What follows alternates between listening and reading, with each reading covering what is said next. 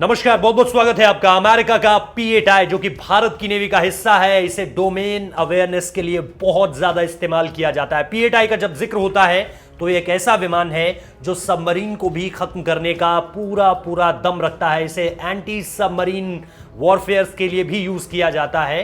और आपको बता दूं कि अभी कुछ वक्त पहले जो मलाबार 2.0 खत्म हुआ है, यानी जिसमें भारत के साथ साथ अमेरिका, जापान और पहली बार ऑस्ट्रेलिया ने भी शिरकत की, उसमें सबसे बड़ी बात यह देखने को हमें मिली कि यह P8I जो है वो आसमान पे लगातार ट्रैवल कर रहा था, क्योंकि आपके पास सिर्फ एक सबमरीन थी जो कि इंडियन सबमरीन थी, और इसके साथ साथ जो आपके साथ दो एयरक्राफ्ट कैरियर जा रहे थे वो यूएसएस निमित्ज था और आईएनएस विक्रमादित्य था। आईएनएस विक्रमादित्य के साथ यूएसएस निमित्ज, सामने एक पनडुब्बी जिसको लेकर के हम ट्रायल इस तरह से कर रहे थे कि चीन का मुंह तोड़ जवाब दिया जा सके, क्योंकि चीन जो है उसकी नेवी में एयरक्राफ्ट कैरियर बहुत कम है और पनडुब्बियों का वो एक तरह से बादशाह आप उसे कह सकते हैं। समंदर की रेस में चीन क्योंकि जीतना चाहता है, इस वजह से वो पनडुब्बियों का बहुत इस्तेमाल करता है। और पनडुब्बियों को लेकर यह खास बात कही जाती है कि जहां पर आप उसको तैनात कर दें वो उसका एक तरह से एक्टिव जोन हो जाता है। वहां से सैकड़ों किलोमीटर दूर तक भी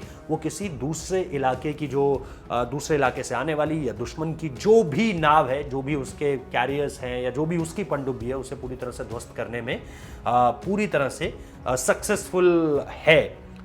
यह बात भी कहनी गलत नहीं होगी कि भारत की नेवी के मुकाबले चीन की नेवी कई हिस्सों में ज्यादा ताकतवर है, लेकिन भारत जब मलाबार में इन 4 देशों के साथ जुड़ता है, चौथा देश खुद भारत है, 3 देशों के साथ जुड़ता है, तो फिर सबसे बड़ी ताकत ये दुनिया की होती है।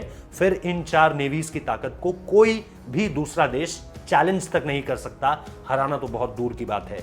ऐसे में भारत ने न सिर्फ इस बार बंगाल की खाड़ी में, ये मलाबार 1.0 बंगाल की खाड़ी में हुआ, मलाबार 2.0 अरब सागर में हुआ, यानी एक तरफ चीन को भी संदेश था, दूसरी तरफ पाकिस्तान को भी संदेश था।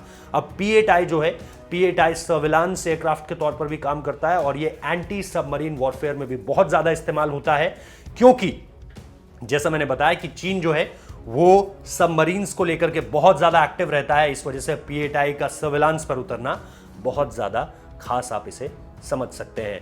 मलक्का स्ट्रेट की तरफ से, जो कि 80% व्यापार वहीं से, सारे के सारे कमर्शियल शिप्स वहीं से गुजरते हैं चीन के लिए, तो ऐसे में उस एरिया में भी, साउथ चाइना सी में भी और इसके साथ साथ इंडियन ओशियन में भी P8I का सर्विलांस पर होना बहुत सारे संदेश देता है।